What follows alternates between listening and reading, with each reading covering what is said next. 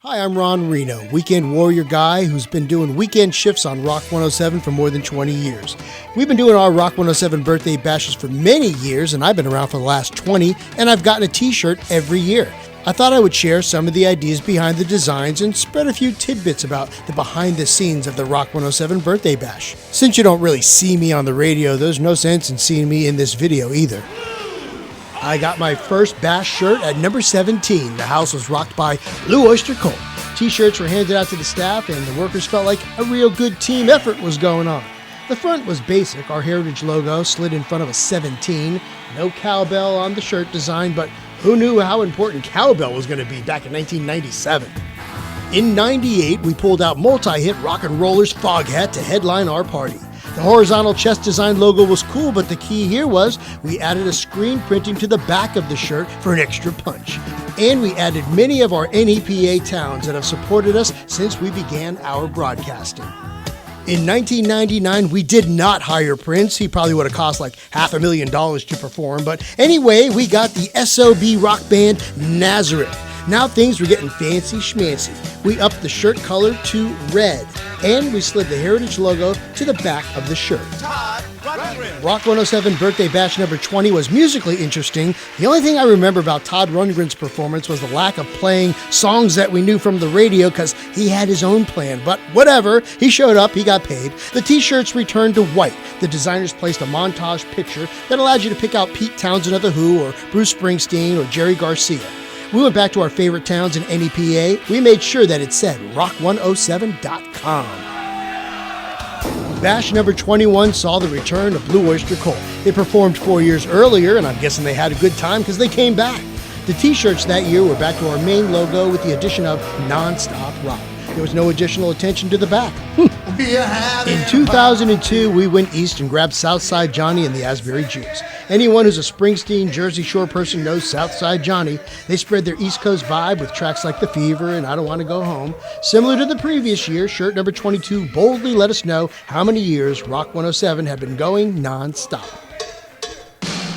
We worked for The Weeknd in 2003 when Mike Reno, no relation to me, led the lead vocals for Loverboy. The designs got a little more creative. Text number 23 on the front, plus the addition of a red, white, and blue accent. We also got brave and committed to the date of April 17th, and because we added that, we also showed a tip of the hat to our now comfortable party planners, the Woodlands from Plains Township. In 2004, we must have had a good budget year because we formulated a new t-shirt look. We went black. And again, we committed to the date of April 8th in a unique vertical design. You couldn't forget what bash it was pretty big on the back, and we gave note to one of our free and tasty evening giveaways, our cake. The Smithereens were super nice to me, and we made a few new fans for our Rock 107 audience. 25 years means silver, and our t-shirts reflected that status. The black shirts were a wonderful contrast to the silver accents on the front, and we added a direct reference to our artist of the evening, the Edgar Winter Group. The Fix was hired to take our main stage in 2006. One thing leads to another was the huge radio hit, plus they had plenty of airplay on tracks like Red Skies at Night, so we went back to red t-shirts, which was appropriate. Then we added a tricky little parody line on the back. The red shirts at night could have been confused by Red Shirt Saturday Night. Well, read it any way you want. The Fix worked out fine, so let's move on. Mental health rockers Quiet Riot shook the Woodlands in 2007 when they struck up the number Come On, Feel the Noise. I'm pretty sure you can hear the crowd 12 miles away in downtown Scranton. The t-shirts went back to white with an artistically small logo on the front, but the back made up for it, proclaiming 27 years of being the home of rock and roll. Wow, we hit a new high for audience attendance in 2008 when the Money Man agreed to play Birthday Bash number 28. I remember having to help pack up our Rock 107 giveaway table because security said we need more standing room for the crowd overflow. He didn't disappoint, and neither did the shirt. A huge 28 on the front and a specifically created look with Eddie Money in mind for the back, plus we even snuck in a t-shirt sponsor on the sleeve. It was going to be a challenge to step up from Eddie, but our Rock 107 shirt was going to try. We went back to the slick look of black, and we put energy into the back. The band Sweet blitzed into the ballroom, and there was a clever inclusion of their name placed into the letter H. The ballroom blitz phrase was actually a raised ink print that you could feel if you ran your finger over it. Many of our and your favorite classic rock bands were incorporated into the front of the 30th anniversary logo for 2010. 30 years is a long time, and that's a lot of memories. Maybe we sprouted our new gray hair that year, but hey, 30 is big. Thank you for that year to the Romantics, who were enticing the audience with What I Like About You and more from their musical catalog.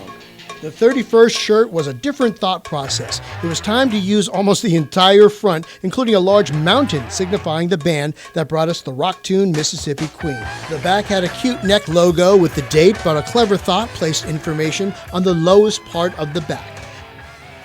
Bash number 32 only made sense to go back to white since the band was Great White.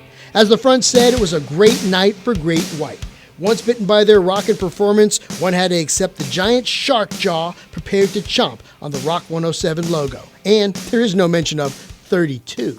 Bash number 33 brought out one of the great queens of rock, Lita Ford.